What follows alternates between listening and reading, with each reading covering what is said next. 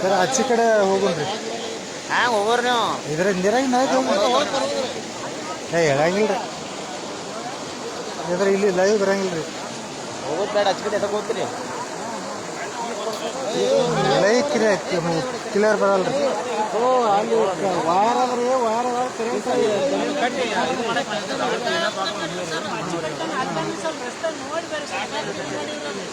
ಈಗ ಆಚೆ ಕಡೆ ಭಾಳ ಸಮಸ್ಯೆ ರೀ. ಲೈವ್ ಚಾಲು ಮಾಡಿ 2 ಕಿಲೋಮೀಟರ್ ರೀ ಒಟ್ಟೆ. ಬಂಧುಗಳೇ ನಮಸ್ಕಾರ. ನಾನು KRS ಪಕ್ಷದ ಜಿಲ್ಲಾ ಅಧ್ಯಕ್ಷ ಅಶೋಕ್ ಜಾಧವ್ ಅಂತೇಳಿ. ನಾವು ಇವತ್ತು ಬಂದಿರೋದು ಎಲ್ಲಿಯಪ್ಪ ಅಂತಂದ್ರೆ ಇದು ಜಮಗಿ ಗ್ರಾಮದಿಂದ ಈ ಕಡೆ ಯಾವ ಊರಿಗೆ ಹೋಗ್ತೀವಿ? ಹಾವೇರಿ ಹೋಗುವಂತ ಇದು ರಸ್ತೆ, ಹಾವೇರಿ ರಸ್ತೆ ವ್ಯವಸ್ಥೆ ಯಾವ ರೀತಿ ಇದೆ, ಇಲ್ಲಿ ಹೋಗ್ತಾ ಇರುವಂತ ಮಕ್ಕಳ ಗೋಳು ಕೇಳೋರು ಯಾರು ಅನ್ನೋ ಸ್ಥಿತಿಯಲ್ಲಿ ಇರುವಂತಹ ರಸ್ತೆ ಇದು. ತಾವು ನೋಡ್ಬೋದು ಇಲ್ಲಿ ರೈತರು ಯಾವ ರೀತಿ ಅದನ್ನ ಒಂದು ತಂತಿಯನ್ನು ಕಟ್ಟಿ ಅದರ ಮೂಲಕ ಅವರು ಹೋಗುವಂತಹ ಸ್ಥಿತಿ ಇಲ್ಲಿ ಉಂಟಾಗಿರುವಂಥದ್ದು.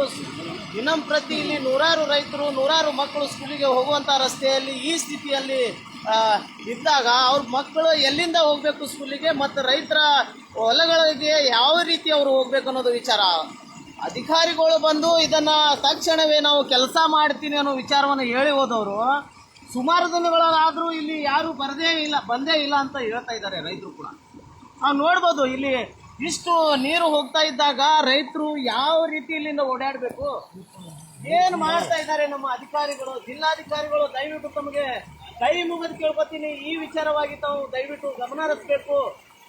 ಇಲ್ಲಿರುವಂತಹ ಪ್ರತಿನಿಧಿಗಳು ಏನು ಮಾಡ್ತಾ ಇದ್ದಾರೆ, ತಮಗೆ ವೋಟಿಂಗ್ ಬೇಕು ಅಂದ್ರೆ ಇಲ್ಲಿ ಬಂದು ನನಗೆ ವೋಟ್ ಹಾಕೊಡಿ ಸಾಕು ಅನ್ನೋ ಲೆಕ್ಕದಲ್ಲಿ ಇದ್ದೀನಿ ನೀವು.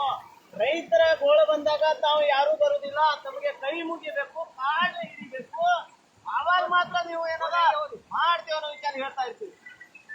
ಹೇಳಿ ಸರ್.